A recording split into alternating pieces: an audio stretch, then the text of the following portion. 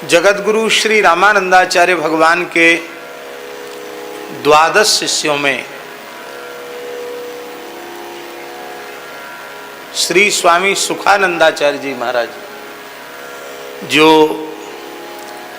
भगवान शिव के ही अंशावतार कहे जाते हैं, 12 महाभागवत जगतगुरु श्री रामानंदाचार्य भगवान के 12 शिष्यों के रूप में प्रकट हुए।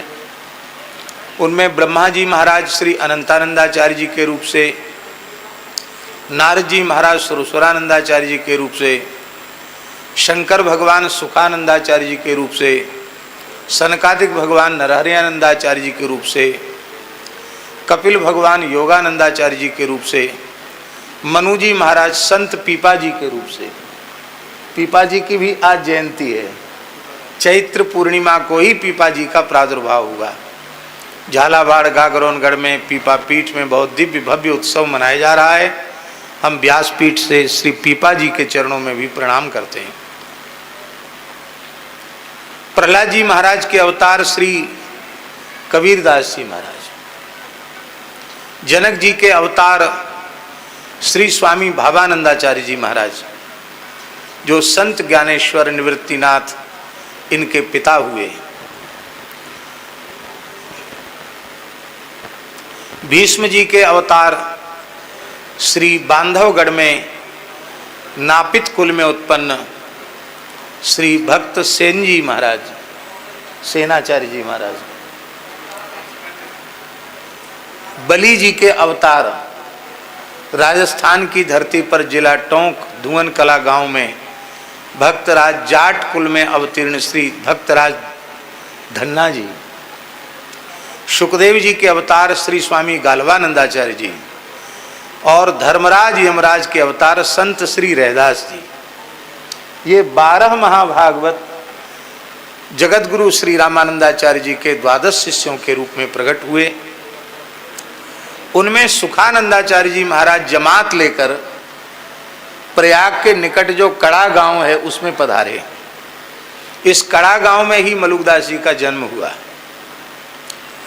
इनके पूर्वज पंजाब के थे, अमृतसर क्षेत्र के थे, और इनके पितामह श्री बेणी राम जी वो पंजाब से चलकर व्यापार के सिलसिले में कड़ा में आकर बस गए थे। और ऐतिहासिक दृष्टि से कड़ा अपने समय में व्यापार का बहुत बड़ा केंद्र था, क्योंकि नदियों के माध्यम से व्यापार होता था और गंगा जी कड़ा होकर के निकलती हैं, तो प्रयाग से वाराणसी तक का जो व्यापार है वहाँ बहुत बड़ा व्यापार था। अपने समय व्यापार का बहुत बड़ा केंद्र था कड़ा। तो व्यापार के सिलसिले में ही श्री बेणी राम जी पंजाब से चलकर वहाँ आए और वहीं बस गए।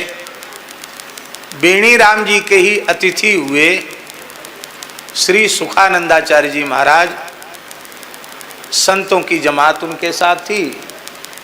बेणी राम जी बड़े साधु से भी थे, तो उन्होंने ठाकुर जी उन्होंने आग्रह किया कि महाराज चातुर्मास से आने वाला है, आषाढ़ शुक्ल एकादशी से चातुर्मास शुरू हो जाएगा, आपको कहीं न कहीं तो चातुर्मास से करना ही है। ये गंगा जी का किनारा है, हम सबको सेवा का सौभाग्य मिलेगा, आप चातुर्मास करें। उनके आग्रह को स्वीकार करके सुखानंदाचार्य जी ने वहाँ चातुर्मास किया। 4 महीने अत्यंत निष्काम भाव से बेणी राम जी ने, उनकी गृहिणी ने और उनके पुत्र जठरमल जी ने बड़े प्रेम से संतों की सेवा की।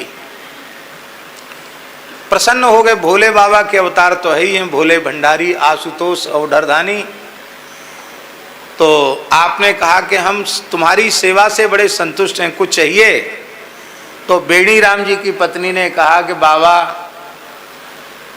हमारा पुत्र जो जठरमल है वो भी अब वृद्धावस्था की ओर है, और मेरा पौत्र सुंदरदास, उसकी भी आयु बड़ी हो गई है, लेकिन कोई आगे की संतति नहीं है, तो आप ऐसा आशीर्वाद दें कि आगे परिवार में साधु सेवा होती रहे, गौ ब्राह्मणों की सेवा होती रहे। तो सुखानंदाचार्य जी इतने प्रसन्न हो गए, बोले मैया तेने साधुन की 4 महीना सेवा करिए, तेरे 4 नाती होंगे और उनमें एक महान संत होगा। उनमें हरिश्चंद्र, श्रृंगार चंद्र और रामचंद्र और सबसे छोटे हुए मलुकदास जी। तो ये सुखानंदाचार्य जी के आशीर्वाद से प्रकट हुए थे। इनके पिता का नाम श्री सुंदरदास जी था और माता का नाम सरलाबाई था। ये दोनों प्रयाग में दारागंज के श्री स्वामी देव मुरारी देवाचार्य जी के शिष्य थे। तो गुरुदेव ने कहा कि तुम पयोव्रत का अनुष्ठान करो, और पयोव्रत का फाल्गुन शुक्ल प्रतिपदा से द्वादशी तक पयोव्रत का अनुष्ठान किया। और उसी में उनको भगवदीय आदेश हुआ कि श्री मलुकदास जी आ रहे हैं।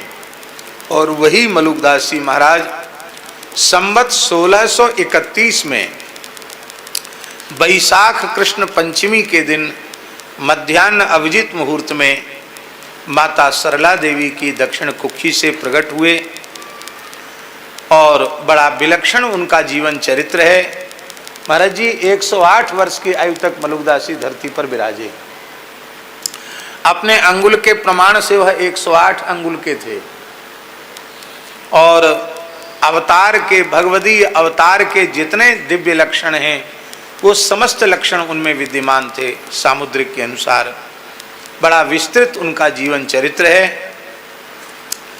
उन श्री मलुकदास जी ने अपने जीवन काल में 4 मुगल बादशाहों का काल देखा। 30 वर्ष अकबर का राज्यकाल देखा, इसके बाद जहांगीर का राज्यकाल देखा, इसके बाद शाहजहां का राज्यकाल देखा। शाहजहां के राज्यकाल में ही वृंदावन में मलुक पीठ की स्थापना हुई संवत 1725 में। ये श्री मलुकदास जी के द्वारा ही स्थापित ये स्थान है। और औरंगजेब के राज्यकाल के 26वें वर्ष में उन्होंने महाप्रयाण किया। और 4 बादशाहों से जुड़ी हुई उनके जीवन की चमत्कारिक घटनाएं, अकबर से जुड़ी घटना भी है, जहांगीर से जुड़ी घटना है, शाहजहां से जुड़ी घटना वृंदावन मलुकपीठ, और औरंगजेब से जुड़ी घटना है कि उनकी आज्ञा से ही औरंगजेब यहाँ से भागकर दक्षिण चला गया, औरंगाबाद में वहाँ जाकर बस गया। उसने पूछा बाबा हमारा भविष्य बताओ, हम कितना जिएंगे? बोले यहाँ से दिल्ली जाओगे तो तीसरे दिन मर जाओगे, तुम्हारा इंतकाल हो जाएगा। और ये लौट के दिल्ली नहीं गए, यहाँ से सीधे दक्षिण की ओर चले गए तो 30 वर्ष जीवित रहोगे। वो डर गया तो दिल्ली लौट के नहीं गया, सीधे महाराष्ट्र चला गया। महाराष्ट्र में उस समय छत्रपति शिवाजी महाराज का प्रचंड प्रभाव था, वो मुगल सत्ता से खूब टक्कर ले रहे थे। तो ऐसी जगह मलुकदास जी ने उसको भेज दिया कि पूरी शक्ति वहीं टकराने में ही उसकी समाप्त हो गई। और इधर मध्योत्तर भारत के और उधर दक्षिण भारत के मंदिर भी बच गए, क्योंकि वहाँ दक्षिण का द्वार श्री छत्रपति शिवाजी महाराज ने रोक लिया, तो दक्षिण बच गया और इधर भी बच गया। नहीं तो कहीं भी वह कोई चिन्ह ही नहीं छोड़ता हिंदू धर्म का। वह बर्बर दुष्ट आक्रांता, जिसने अपने जीवन में न जाने कितने मंदिरों को भग्न किया, कितना भयंकर कत्लेआम किया। और आप सोचिए मलुकदास जी के प्रभाव के आगे वह इतना नतमस्तक हुआ कि उनकी जन्मभूमि कड़ा गांव में जो आज भी भग्नावशेष हैं, जो इमारत बनी हुई है, वो औरंगजेब की बनवाई हुई है। जीवन भर जिसने मठ मंदिर उजाड़े हो वो प्रभावित होकर कुछ बनावे, ये बहुत विलक्षण बात। और ठाकुर जी ये कोई उड़ंतु बात नहीं है, चलंतु बात नहीं है। 2 गांव की जागीर औरंगजेब ने दी, जिंगी और सुराथुपुर, वो प्रमाण आज भी वहां उपलब्ध हैं। तो उन श्री मलुकदास जी महाराज का संवत 1739 में महाप्रयाण हुआ। तो इस प्रकार से 108 वर्ष तक वे विराजे।